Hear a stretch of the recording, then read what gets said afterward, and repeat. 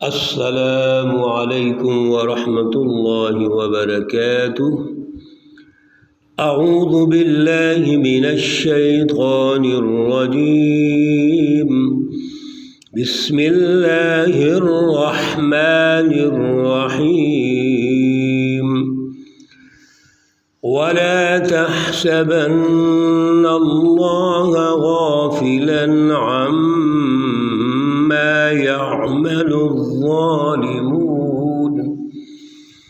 انما يؤخرهم ليوم تشخص فيه الابصار۔ صدق اللہ العلی العظیم۔ اللہم صلی علی سیدنا ومولانا محمد النبی الأمی وعلى آلہ واصحابہ اجمعین۔ انتہائی معزز سامعین و سامعات، آج جن آیات مقدسہ پر درس قرآن ہو رہا ہے، آیت مقدسہ نمبر 42، 43 اور 44 ہیں۔ سورہ ابراہیم کی یہ آیات مقدسہ ہیں، اور آج سورہ مبارکہ اور پارہ نمبر 13 کا آخری رکوع یہاں سے شروع ہو رہا ہے۔ اللہ رب العزت ان آیات کا فہم، شعور اور اعلیٰ نظریہ عطا فرمائیں، اور پھر اس پر عمل کی توفیق اور صلاحیت عطا فرمائیں۔ پچھلے ہمارے 2 درس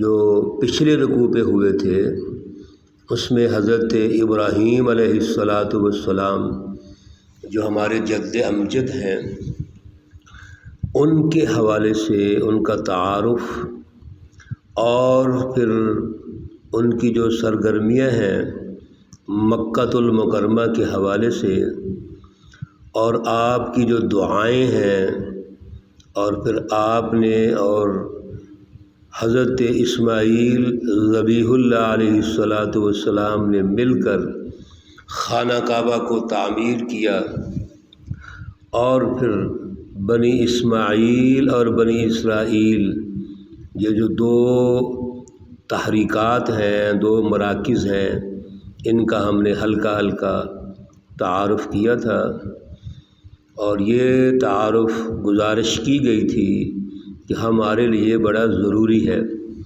ہم نے ان کو یاد رکھنا ہے اور اس تاریخ سے وابستہ ہونا ہے، اس تاریخ سے ہم نے جڑنا ہے، کیونکہ یہ انبیاء علیہ السلام کی تاریخ ہے۔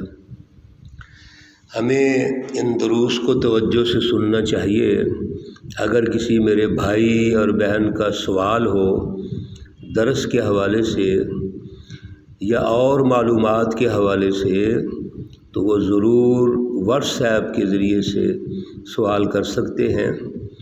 میرا نمبر واٹس ایپ پر موجود ہے، آپ سوال کر سکتے ہیں۔ اگر آپ اجتماعی ماحول میں کریں گے تو انشاءاللہ العزیز اجتماعی ماحول میں جواب دیا جائے گا، تاکہ ہم اس کو سمجھ سکیں اور ڈسکشن کر سکیں۔ اور اگر آپ انفرادی ماحول میں چاہیں گے تو جو نمبر آپ دیں گے اس پر انشاءاللہ العزیز انفرادی انداز سے جواب دیا جائے گا۔ تمام احباب گرامی، بہنوں کو، بیٹیوں کو ان ڈسکشنز میں شامل ہونا چاہیے۔ دین کو سمجھنے کا جہاں پہ یہ طریقہ کار ہے کہ ہم سنتے ہیں، ہم اس کا مطالعہ کرتے ہیں، وہاں پر یہ بھی اہم طریقہ کار ہے کہ اس پر سوالات اٹھانے چاہیے سمجھنے کے لیے۔ اور پھر اصل میں العلم جو ہے علم حاصل کرنا ہے، وہ نصف السوال، آدھا جو علم ہے وہ سوالات سے آتا ہے، ڈسکشن سے آتا ہے، مذاکرے سے آتا ہے، ماحول میں بیٹھ کر، صحبت میں بیٹھ کے گفتگو کرنے سے آتا ہے۔ اس لیے آپ تمام خواتین و حضرات سے گزارش ہے کہ جو بھی سوال ہو وہ آپ کر سکتے ہیں۔ اور یہ جو تاریخ ہم پڑھ رہے ہیں یہ تو انبیاء کی تاریخ ہے، اس پر تو ضرور غور و فکر ہونا چاہیے اور سوالات آنے چاہیے۔ آج آیت مقدسہ نمبر 42 پہ اللہ رب العزت نے حزب الشیطان، کفار، مشرکین اور منافقین کو الرٹ کیا ہے، تنبیہ فرمائی ہے، اور بڑے خوبصورت انداز میں اللہ سمجھاتے ہیں وَلَا تَحْسَبَنَّ اللَّهَ غَافِلًا، اللہ رب العزت آپ جو کچھ بھی کر رہے ہیں اس سے غافل نہیں ہے۔ آپ یہ مت سوچئے کہ اللہ غافل ہے عما ان چیزوں سے یعمل الظالمون جو بھی ظالم لوگ عمل کر رہے ہیں، اپنے کریکٹر اور کردار کو وہ واضح کر رہے ہیں، اللہ رب العزت ان سے غافل نہیں ہے۔ ہاں ایک بات ضرور ہے، انما یؤخرهم لیوم تشخص فیہ الابصار، اللہ رب العزت کی جو سنت مطہرہ ہے، عادت مبارکہ ہے، وہ کسی ایکشن کا فوراً ریئیکشن نہیں کرتے۔ ایسا نہیں ہے کہ اللہ رب العزت کا کسی نے انکار کر دیا، کسی نے بے ادبی اور گستاخی کر دی تو اللہ فوراً اس کی گرفت کر لے، ایسا نہیں ہے، بلکہ اللہ رب العزت تو پوری کائنات کا جو سسٹم ہے وہ اپنے ایک تدبیری نظام کے ذریعے سے چلا رہے ہیں۔ اس لیے اللہ رب العزت انسانوں میں انسانی سوسائٹی اور معاشروں کی تشکیل کے لیے سب سے پہلے اپنے نبیوں کو بھیجا، اپنے برگزیدہ اولو العزم جو اعلیٰ صفات کے مالک ہیں انبیاء، ان کو بھیجا، اور پھر ان کے بعد حضور نبی اکرم صلی اللہ علیہ وسلم خاتم النبیین ہیں، ان کے بعد صحابہ کرام کا دور آ گیا، خلفاء کا دور آ گیا۔ نبی علیہ الصلاۃ والسلام نے ارشاد فرمایا، بخاری اور مسلم کی حدیث ہے کہ میں اللہ کا آخری نبی ہوں، اور اس کے بعد سیکون خلفاء فیکثرون، میرے بعد خلفاء ہوں گے اور وہ بہت زیادہ ہوں گے۔ اور 12 جو خلفاء ہیں الائمۃ من قریش، حضور نبی اکرم صلی اللہ علیہ وسلم نے فرمایا کہ میرے بعد جو 12 خلفاء ہیں وہ قریش میں سے آئیں گے۔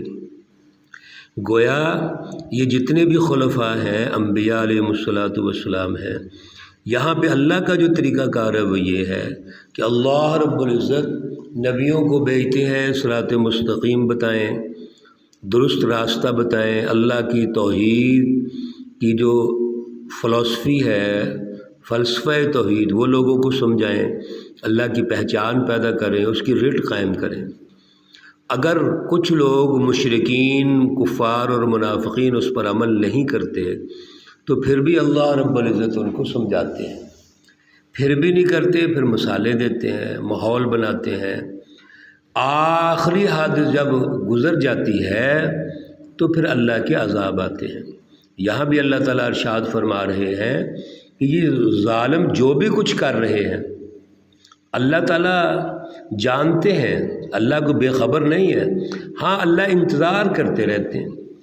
دنیا کے اندر اللہ تعالیٰ اپنی جب اتمام حجت کر لیتے ہیں اور یہ آخری ظلم کی حد کو پہنچتے ہیں تو پھر اللہ ان کی گرفت کرتے ہیں، اور اگر دنیا سے یہ بچ جائیں گے تو پھر اللہ تعالیٰ اس وقت جو قیامت کا دن ہوگا اس دن ان کا جو حساب کتاب ہے اس سے ان کو گزارا جائے گا۔ مہطعین مقنعی رؤوسہم لا یرتد الیہم طرفہم، دوڑتے ہوں گے وہ اپنے سر اوپر اٹھا کر کہ دوبارہ ان کی طرف آنکھیں جو ہیں وہ پھر کر نہیں آئیں گی۔ وَأَفْئِدَتُهُمْ ہوا، اور دل ان کے جو ہیں وہ ہوا میں اڑتے ہوں گے۔ یعنی یہ جتنے لوگ ہیں اس طرح کے حزب الشیاطین والے، یہ اللہ رب العزت کی گرفت سے بچ نہیں سکتے۔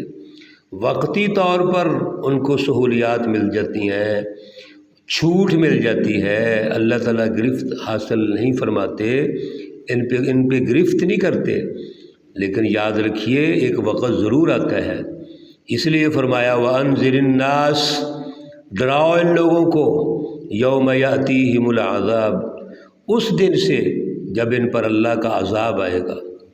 اور عذاب کتنا سخت ہوگا، اس وقت کا جو ماحول ہے، اللہ تعالیٰ ارشاد فرما رہے ہیں فَيَقُولُ الَّذِينَ ظَلَمُوا، یہ سارے ظالم کفار، مشرکین اور منافقین کہیں گے ربنا اخرنا الی اجل قریب، اے اللہ بڑا ہو گیا، آج ہمیں سمجھ آ گئی ہے، تو ہمیں تھوڑی مدت کے لیے اور مہلت دے دے۔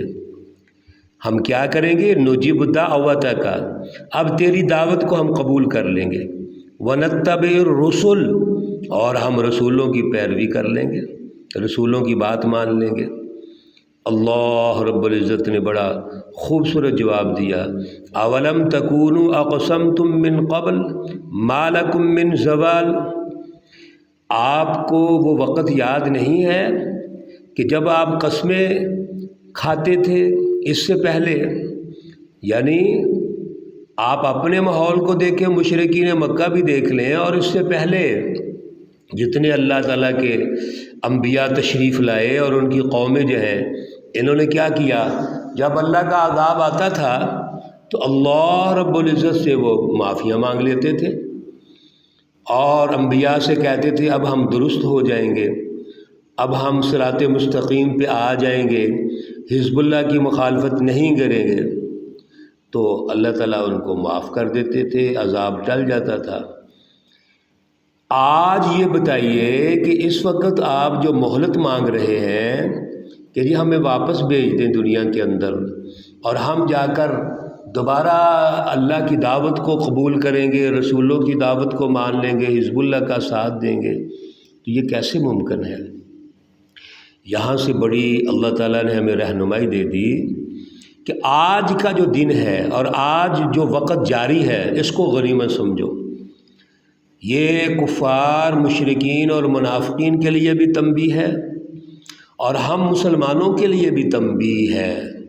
ہم عام طور پہ جب وقت گزر جاتا ہے نا، پھر سوچتے ہیں اوہو یہ بڑا وقت گزر گیا، کاش ہم اس سے پہلے درست ہو جاتے، کاش ہم پچھلے سال کچھ کر لیتے، اپنے کوئی نظریہ درست کر لیتے، عمل و کردار درست کر لیتے۔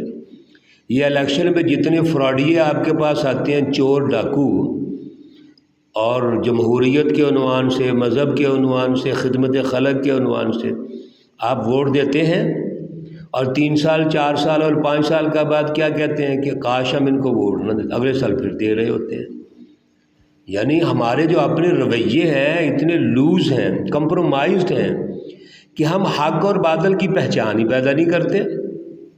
یہ رہنمائی اللہ رب العزت جو دے رہے ہیں محترم خواتین و حضرات، ہم سب کے لیے ہے کہ آنے والے وقت میں پچھتانے کی بجائے ابھی سے غنیمت سمجھو، ابھی سے توبہ کرو، ابھی سے صراط مستقیم کی تلاش کرو، ابھی سے سچی جماعتوں کا ساتھ دو، سچ کا ساتھ دو، آج سے جھوٹوں سے بغاوت کرو، بغاوت کا اور برات کا اعلان کر دو، کل کو جو پچھتانا ہے، لہذا آج ہی بغاوت کا اعلان کرو، آج اللہ کی جماعتوں کی تلاش کرو، جو اللہ کے بندے ہیں، جو رسول اللہ صلی اللہ علیہ وسلم کے اسوہ حسنہ پہ چلنے والی جماعتیں ہیں سچی، آج ہی ان کی تلاش کرو اور ان کا ساتھ دو، اور جھوٹی جماعتوں سے برات کا اعلان کرو۔ اللہ رب العزت ہمیں عمل کی توفیق عطا فرمائے، سچی جماعتوں کی پہچان اللہ ہمارے اندر پیدا کرے، اللہ اپنی محبت اور سچے لوگوں کی محبت ہمارے دلوں میں پیدا فرمائے۔ اللہ رب العزت تمام مرحومین و مرحومات کو جنت الفردوس میں اعلیٰ مقام عطا فرمائے۔ اللہ رب العزت تمام بیماروں کو شفائے کاملہ عاجلہ مستمرہ عطا فرمائے۔ اللہ رب العزت تمام پریشان حالوں کی پریشانیاں دور فرمائے۔ ربنا تقبل منا انك انت السميع العليم وتب علينا انك انت التواب الرحيم، وصلى الله تعالى على النبي الأمي محمد وعلى آله وأصحابه أجمعين برحمتك يا أرحم الراحمين. السلام عليكم ورحمة الله وبركاته.